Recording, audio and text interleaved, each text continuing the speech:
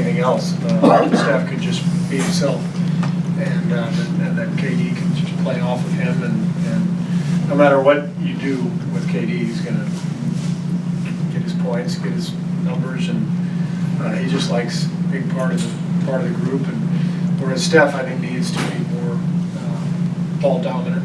And the first couple of months, we didn't put him in enough pick and roll, and he, as I said, he probably was trying to figure everything out. And then I think it all kind of sorted itself out around the new year, and that's when he got really aggressive, and I think it all started to click at that point. You were here for some of the We Believe team games? I was here for one of those. It was the deciding game, Game 6. Yeah. I'm wondering now, because that's where the arena got its nickname Oracle during that year, and it was really loud, but it seems to me that it's not as loud as often as it used to be. Is that what you're sensing, and what do you anticipate coming for the playoffs? Well, that was the loudest game I've ever heard, player or broadcaster. I've never heard a louder game than that. Was it 2006? 2007. That was amazing. That was an incredible night. And I think in general, this atmosphere at Oracle is the best in the league, and I've felt that way for a while. I do think that our success the last few years has changed things a little bit. The expectations are higher.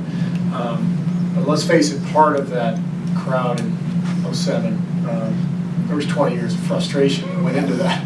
And we've had a lot to cheer about the last few years. And so maybe the noise isn't quite as loud, but I know that this arena provides the best home court there is in the league. When our fans are incredibly into it and loud, it makes a huge difference for us. So I expect, when the playoffs start, I expect this place to be as loud as ever, and we need it that way. Frankly, that helps us.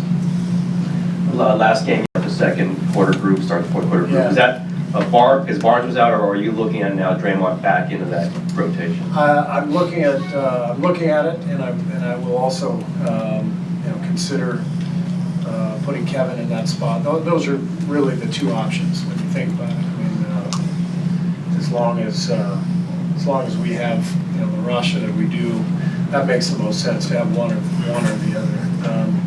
And we've tried both. I would say the Draymond group was more effective when we were all healthy. For whatever reason, it's a great defensive group, and it's a group that has had success against second units, kind of imposing their will defensively. On the other hand, we don't have as much scoring, and that's the balance. So we have to figure that out. I'm not going to commit to one way or the other. You may see both of them during the playoffs. We'll see what works. Are you gonna have minutes restriction tonight? Do you hope to, or do you expect to have Damian Jones get in there? Damian will play tonight for sure. I mean, we're without a lot of guys. Obviously, not just Draymond and Andre for the rest, but Matt Barnes being injured, Looney being injured. It's a real shame. I would have loved to have had Loon tonight. This would be a great game for him to get out there and get a lot of minutes before. So we're down to 11 guys, and like half of them are centers, so it's tricky. But everybody, all 11 guys will play.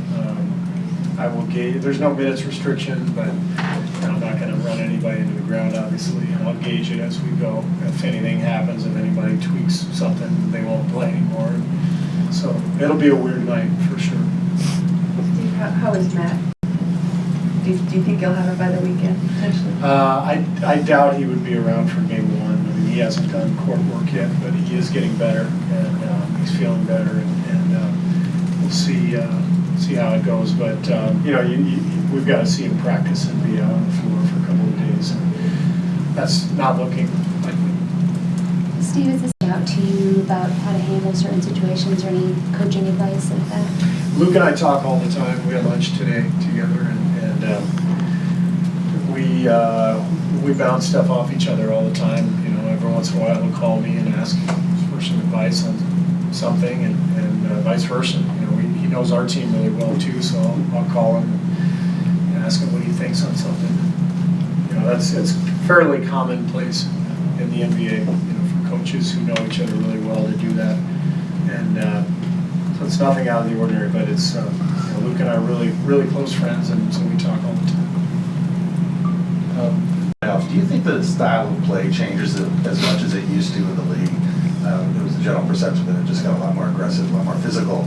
Does that still happen now? And then related to the Warriors, are you looking at different rotations or different style of play yourself as you move into playoff? Yeah, the style of play, I don't think changes as much now as it used to. It used to be really dramatic. I think the game was already physical, and then there were games you know, that just seemed to come to a standstill because of the physicality. But so many more teams are playing fast now that it's teams aren't changing their style when they go into the postseason. It's more just that you know, the officials can't call everything. What happens in the playoffs is everybody starts grabbing and holding. And if you're a ref, if you called every single thing that you saw, the game would never actually happen. Referees have a terribly difficult job in the playoffs especially. And so you have to adapt as a team to the more physical play. Teams are better prepared. You always have a day in between games. You're locked in on plays that are coming. You don't get fooled as often. So it becomes a more difficult game for sure, and you have to be able to play through that. Iguodala's been almost like a different player in the last few weeks and really important for you guys. Is he simply getting hot at the right time, or was he, in a sense, pacing himself throughout this season to get to this point? I think a couple things happened. I think Andre knows how to pace himself, which I mean that in a positive way. You know, you have to do that as an older player. You've got to be able to figure out what's needed and when. And I think what happened was, as the stretch run came, that's when Kevin got hurt, and we relied on Andre a lot more, and he recognized that, and he really got a lot more aggressive offensively. Anything else? Is that it? Great, thanks.